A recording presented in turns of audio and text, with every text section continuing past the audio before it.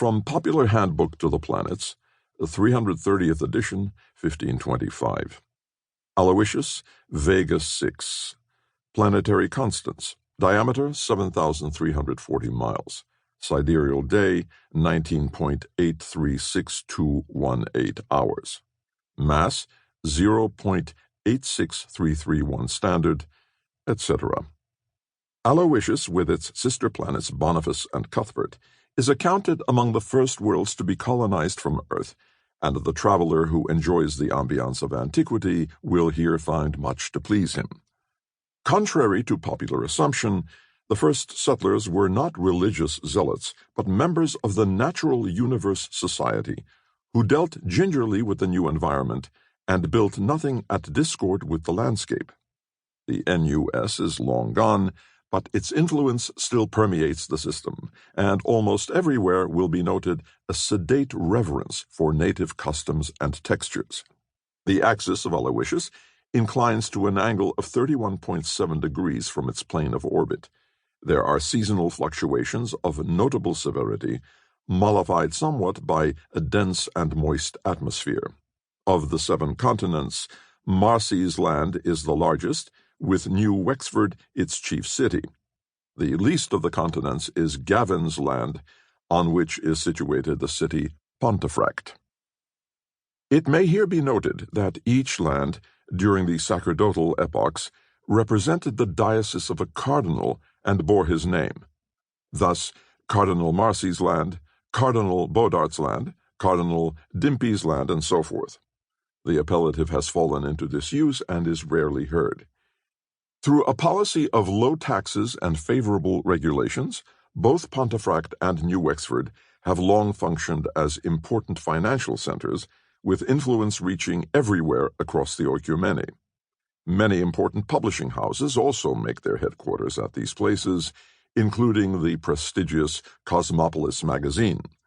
Religions, sects, creeds, movements, counter-movements, orthodoxies, heresies, inquisitions. This is the stuff of early Vegan history, emphatically so on Aloysius, which derives its name from the patron saint of the Aloysian order. The Ambrosians, who preceded the Aloysians, founded the city Roth Eilean beside Lake Femish, at the center of Linlifit's land. The conflicts between these nominally devotional brotherhoods make a fascinating chronicle. Indigenous flora and fauna are not particularly noteworthy. Through intensive effort by the original settlers, terrestrial trees and shrubs are widespread, the conifers especially finding a hospitable environment, and the seas are stocked with selected terrestrial fish. Johann Adels, after his meticulous habit, arrived 10 minutes early to the place of rendezvous. Before alighting from his car, he took pains to scrutinize the surroundings. The scenery was dramatic, but apparently devoid of menace. Adels found nothing to excite his misgivings. To the right stood Fruster's Inn, with timbers blackened by centuries of wind and rain, and the Dunveary crags beyond, rising crag upon buttress, finally to disappear behind high mist. To the left, Fruster's Prospect confronted 3/4 of a full circle and several thousand square miles of territory, varying with whims of the weather.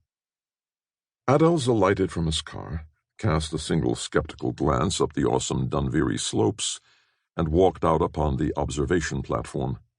Leaning against the parapet, he hunched his shoulders against the wind and waited.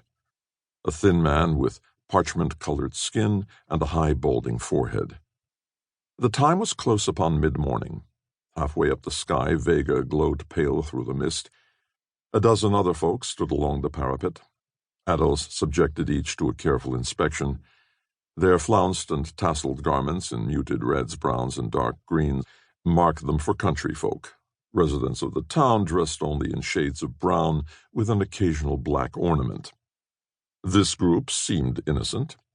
Adels turned his attention to the panorama.